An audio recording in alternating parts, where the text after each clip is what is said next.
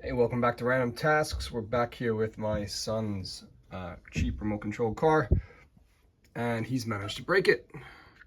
I constantly told him not to mess about with the steering when the wheels are jammed, but he did it anyway. So we can see what's happened here. This is broken. See when he's turning, make it turn that. So this thing doesn't steer anymore.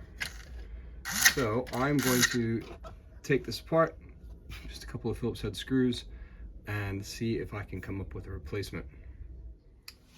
So just take this one out first.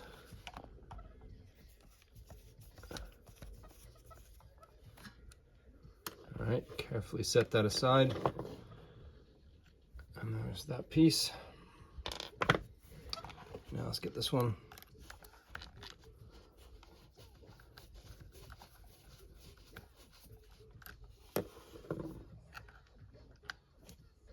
There, that one. So I put that together,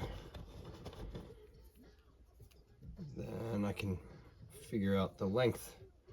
But that's step one complete. Now I need to find something that I can use that'll fit that same spot. So here's my solution.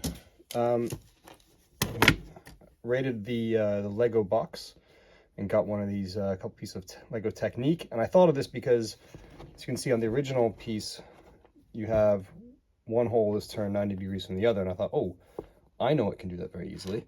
Now it's a little bit too long, so I do need to cut this down a bit. That's pretty easy. And also I needed to enlarge this hole a little bit. This is a 5mm drill bit. And rather than use my drill, I'm just gonna do it by hand, just because I just want to be gentle with it. I might even go up to 5.5 or an in-between size on the English standard units, if I can find one. But that is, at 5mm, it's just enough to fit over the corresponding piece on the car itself. So if I measure this one here, we have, let's do it this way.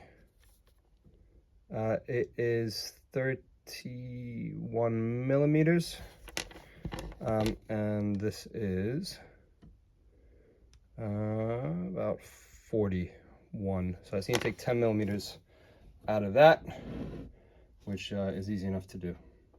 I did take a 13/64 drill bit. I'm just gonna ream it out a little bit more. Yeah, 13/64 was the good call, because now it just fits nice and snug over that. It's not too tight, and it will turn freely. So now I just need to shorten that. All right, so I've just taped it here temporarily. I'm just near saw I have with my hacksaw, so I'm just gonna cut it very gently.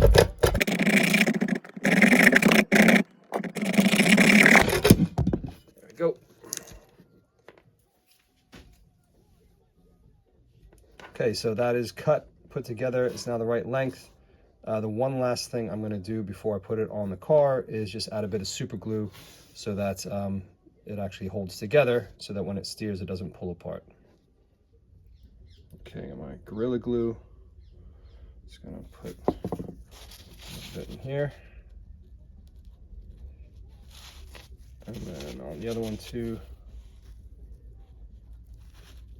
Let's get in there. Don't need a whole lot. Okay, now we'll stick this in. And before I do something stupid, I'll make sure I do this at 90 degrees. The other one. Good. And yeah, good idea to wear some gloves like this when you do handle super glue, because you don't want your fingers sticking together. Okay, time to reassemble this. So I'm just gonna put this on here first. Come on. There we go.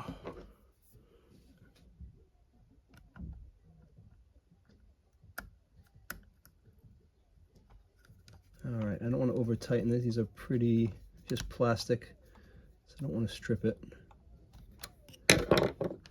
Great.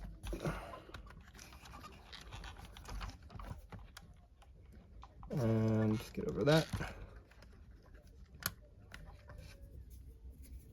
Okay.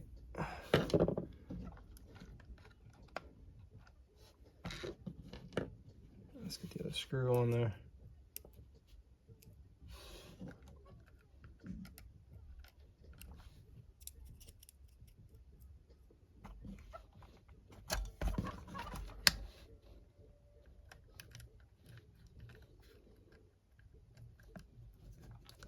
There we go.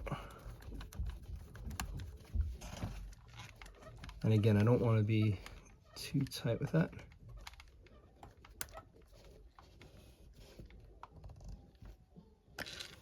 Great. Excellent. So I'm just going to let the glue fully dry before I really test it. Okay, the glue is dry, and when I turn it on, oh yes, my son will be very happy. He can steer again.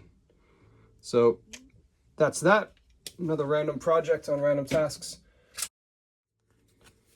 So that is how you can use Lego to fix a remote control car. Yeah, hope that was helpful for the few other people that have this remote control car that think it's worth saving. Yeah, we'll see you next time on Random Tasks. Please like and subscribe.